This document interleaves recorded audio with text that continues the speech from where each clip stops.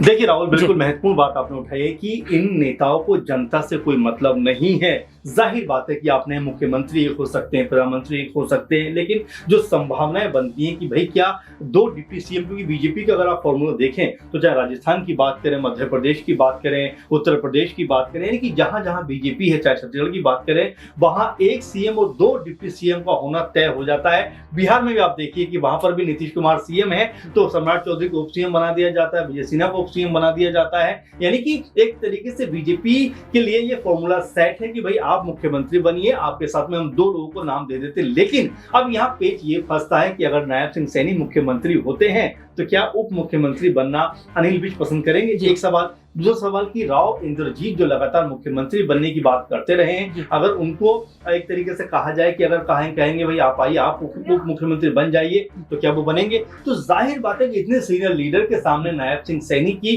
Political तौर पर कोई बहुत बड़ी हैसियत नहीं है, क्योंकि जो काम लगातार अनिल विज करते चले आ रहे हैं, 6-7 बार के एमएलए हैं और कह सकते हैं स्वास्थ्य मंत्री रह चुके हैं, राज्य के गृह मंत्री रह चुके हैं, तो ऐसे में कई बड़ी बड़ी पोस्टों पर काम कर चुके। तो मेरे ख्याल में कि अगर उनको उप मुख्यमंत्री बनाया जाएगा, नायब सिंह सैनी के अंडर में अगर वो काम करेंगे, तो ये उनके लिए राजनीति का सबसे बड़ा कह सकते हैं कि एक ऐसा बिंदु होगा जहां पर कभी भी वो एग्री करना नहीं चाहेंगे। तो ये बीजेपी के लिए सबसे बड़ा मुश्किल का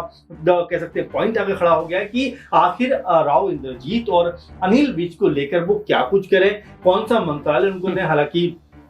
राव इंद्रजीत तो भले केंद्र में मंत्री हैं, लेकिन उनकी बेटी के लिए क्या कोई बड़ा पद हो सकता है? और क्या जो मुख्यमंत्री की बात लगातार राव इंद्रजीत करते हैं, क्या उससे समझौता नहीं करेंगे कि भाई मुझे ही बनाओ, मैं ही बनूंगा? क्योंकि अगर वो जो शुरुआत से ये बात कह रहे हैं कि जिस तरह से अहिरवाल बेल्ट हो या साउथ हरियाणा हो, वहां पर लगातार दबदबा बीजेपी कर रहा है, और उस दबदबे के लिए सबसे बड़ा जिम्मेदार या सबसे बड़ा कोई किसी को अगर जाता है अगर इसका संभालने का क्रेडिट, तो वो खुद राव इंद्रजीत है। तो वो उसी बात को लेकर कहते हुए नजर आ रहे हैं कि भाई अगर मुख्यमंत्री बनाना है तो मुझसे बेहतर चेहरा आपको कोई नहीं मिलेगा। तो ये जो आपस का तालमेल है राहुल, आप जरा देखेंगे तो ये बनता हुआ दिखाई नहीं पड़ता। अनिल विज जिस तरह की कहानी कहते हुए नजर आते हैं, जिस तरह की बात कहते हुए नजर आते हैं, पहले कहते हैं कि अगर मैं मुख्यमंत्री होता तो पूरी तस्वीर बदल देता, अगर मुझे मुख्यमंत्री बनाओगे तो हरियाणा का विकास कहां से कहां पहुंच जाएगा। फिर वो ये बात कहते हैं कि भाई मैंने ऐसा नहीं कहा, लेकिन हाँ आला कमान अगर चाहेगा तो मुख्यमंत्री बन जाऊंगा। तो ये दो तरफा जो बातें चल रही हैं, दो तरफा जो एक तरीके से कहें आपस में वार प्रतिवार चल रहा है, यही बीजेपी की सबसे ज्यादा मुश्किल वाली बात है। सर, अनिल विज का आप जिक्र कर रहे हैं और मुझे अभी भी ध्यान है जब चुनाव के नतीजे आ रहे थे, उस दौरान हम बहुत ध्यान से इन खबरों को कवर कर रहे थे। बहुत सारी हॉट सीट है जिस पर हमारी और आपकी भी नजर बनी हुई थी। उन्हीं सीट में एक सीट अंबाला कैंट भी थी, उन्हीं सीट में एक सीट कुरुक्षेत्र की लाडवा सीट भी थी, उन्हीं सीट में एक सीट जुलाना सीट भी थी, उन्हीं सीट में एक सीट सिरसा भी थी। तमाम ऐसी कई बड़ी सीटों को जब हमने कवर किया, लेकिन मेरा ध्यान बार बार सर अंबाला की तरफ इसलिए आ रहा है क्योंकि अंबाला में अनिल विज को उतनी बड़ी जीत नहीं मिल पाई जितनी बड़ी बात अनिल विज कह रहे हैं। क्योंकि अंबाला में जिस तरीके से उनकी प्रतिद्वंदी चित्रा ने उनको जो बड़ी टक्कर दी है, और ये कहा जा रहा था कि अगर कांग्रेस साहब उन्हें टिकट दे देती तो अनिल विज जो मुख्यमंत्री बन रहे हैं ना, वो कहीं ना कहीं सपना तो टूट जाता, वो अपनी सत्ता अपनी सीट तक नहीं बचा पा रहे थे। बिल्कुल बिल्कुल। अगर शुरुआती हम रुझानों की बात करें और लगभग 12-13 राउंड की वोटिंग जो काउंटिंग की बात करें, तो अनिल विज चित्रा से हमेशा पीछे नजर आए। आखिरी 2-3 राउंड में जरूर कहा जाएगा कि उन्होंने बढ़त बनाई और जीत हासिल की, लेकिन यहाँ पर भी जिस तरह से आपने जिक्र भी किया, कांग्रेस पार्टी अगर चित्रा को मना लेती, अगर अपनी तरफ उनको लाकर टिकट दे देती तो ये बगावत नहीं होती और यहाँ पर अनिल विज की हार बुरी तरह से होती। ये जो कह सकते हैं वोटों का समीकरण उसे समझा जा सकता है। तो ये तमाम ऐसे पहलू हैं जो अनिल विज को लेकर ये सवाल भी खड़े कर रहे हैं कि जो अनिल विज अब जनता की नजरों में उतने बड़े नेता नहीं रहे तो उनको मुख्यमंत्री क्यों बनाया जाए। वहीं अगर राव इंद्रजीत की बात करें तो उनका दबदबा देखिए कि 10-11 में की जो 11 जो अहिरवाल बेल्ट की सीटें हैं, जो वो 10 बीजेपी के खाते में लाकर डालते हैं, और जिस तरह का दबदबा दिखाते हैं कि भाई अहिरवालों की वजह से आपकी सरकार बन रही है, अहिरों की वजह से आपकी सरकार बन रही है, तो आप क्यों उनकी तरफ से कोई सीएम नहीं बना सकते। दोनों का देखिए बहुत अलग अलग गैप है। यहाँ पे अनिल विज भले ही अपना मांग कर सकते हैं, वो भी सीनियर लीडर, लेकिन जिस तरह से राव इंद्रजीत ने बीजेपी के लिए किया, पिछले बीते अगर हम 10 साल की बात करें, 12 साल की बात करें, वो शायद बीजेपी किसी नेता ने नहीं किया है। इसीलिए बीजेपी लगातार तीसरी बार सत्ता में आकर खड़ी हुई है, और ये अपने आप में बहुत बड़ी बात हो जाती है कि बीजेपी को लेकर जिस तरह से कह सकते हैं बेहतर माहौल राव इंद्रजीत ने बनाया। क्योंकि देखिए अगर हम गौर भी करें राहुल, तो उतना बेहतर माहौल बीजेपी बीजेपी के लिए हरियाणा में नहीं था। सारे एग्जिट पोल से लेकर आप सारे लोग यही बात कह रहे थे कि बीजेपी यहाँ पे चुनाव नहीं जीतेगी, लेकिन राव इंद्रजीत ही कह रहे थे कि भाई भूपेंद्र सिंह हुड्डा मुख्यमंत्री बनना चाहते हैं, मुख्यमंत्री वो तब बनेंगे जब हम बनने देंगे। नहीं, कितना उनको विश्वास था ये आप जरा सोचिए। इसी नाते वो कह रहे हैं कि अगर मेरा विश्वास कहीं ना कहीं बहाल हुआ है, लोगों ने उस पर भरोसा जताया है, तो आपको जताना पड़ेगा कि अहिरों का एक कह सकते हैं सपना जो है, या अहिर जो वोट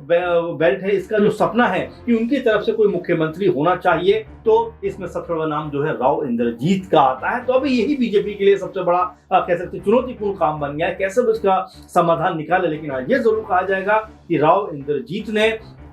अगर सीएम बनने की हसरत जाहिर की है तो बड़ी बैलेंस उनकी हसरत नजर आती है। अब तो देखिए, राव इंद्रजीत अगर हसरत कर रहे हैं कि भैया मुझे मुख्यमंत्री पर बिठा दीजिए, और राव इंद्रजीत को लेकर सर देखिए बहुत बारीकी से चीजों को समझा रहे हैं। और देखिए अहिर बेल्ट के अंदर क्या बड़ी पकड़ है राव इंद्रजीत की, ये उन्होंने नतीजों के दौरान बता दिया। क्योंकि राव इंद्रजीत की पकड़ की वजह से भारतीय जनता पार्टी को बड़ा फायदा साहब मिला है, और ये बात सर बताते हैं, बता भी रहे हैं, और ये बात हरियाणा की जनता जानती है, भारतीय जनता पार्टी जानती है। लेकिन एक बड़ा सवाल अब यहाँ पर ये आकर खड़ा हो जाता है कि क्या अनिल विज का सपना अब सपना ही रह जाएगा। क्योंकि देखिए, राजनीति की अगर बात करें, सीएम बनना हो, डिप्टी सीएम बनना हो, प्रधानमंत्री बनना हो, मुख्यमंत्री बनना हो, हर एक का एज लिमिट जरूरी होता है, और इसमें एज लिमिट भी देखा जा रहा है। और अनिल विज की मैं बात करूं तो अनिल विज कोई 16-17 साल की उम्र तो है नहीं अनिल विज की,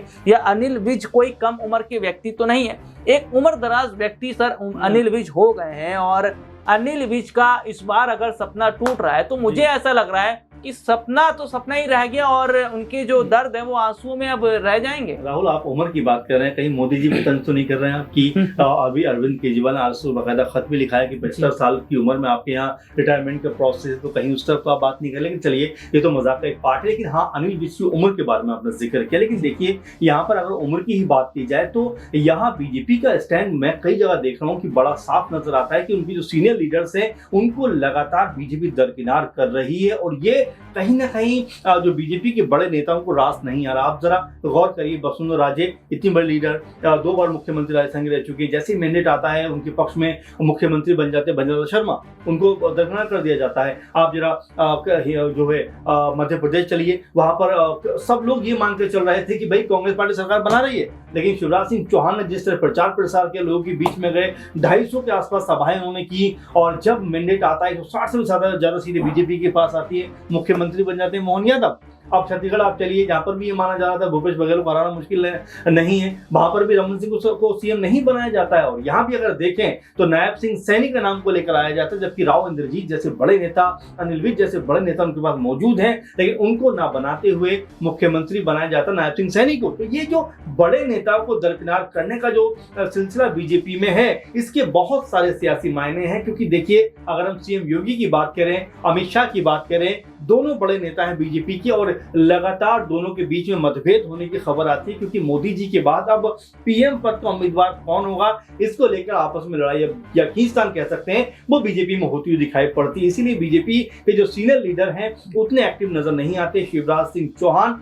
4 बार मुख्यमंत्री रहे हैं, एक बड़े लेवल के नेता हैं, उनको भी धीरे से साइडलाइन कर दिया गया, कहीं ये भी पीएम पद की रेस में आगे ना बढ़ जाए। तो ऐसे में आप समझ सकते हैं, अगर सीनियर लीडरों को बीजेपी दरकिनार कर रही है तो सिर्फ यही बात नहीं है, बल्कि इसकी जो कह सकते हैं गूंज है वो पीएम पद तक जा सकती है। इसीलिए बीजेपी ऐसा करती हुई नजर आ रही है। लेकिन हरियाणा की जो स्थिति है वो मुझे ऐसा लगता है कि बीजेपी के लिए बहुत परेशान करने वाली है, और बीजेपी को हल निकालने के लिए बहुत माथापच्ची करनी पड़ेगी। तमाम बीजेपी लीडर्स में लगे हुए, लेकिन अभी भी अगर देखा जाए 3 से 4 दिन का वक्त हो गया मेरे ख्याल से, क्योंकि हम देख रहे हैं कि 8 तारीख को रिजल्ट आए थे और हम 11 में बात कर रहे हैं कि 3 से 4 दिन आज हो गए, लेकिन अभी भी नाम का अनाउंसमेंट नहीं हो पा रहा है। देखिए, अभी भी नाम का अनाउंसमेंट नहीं हो पाया।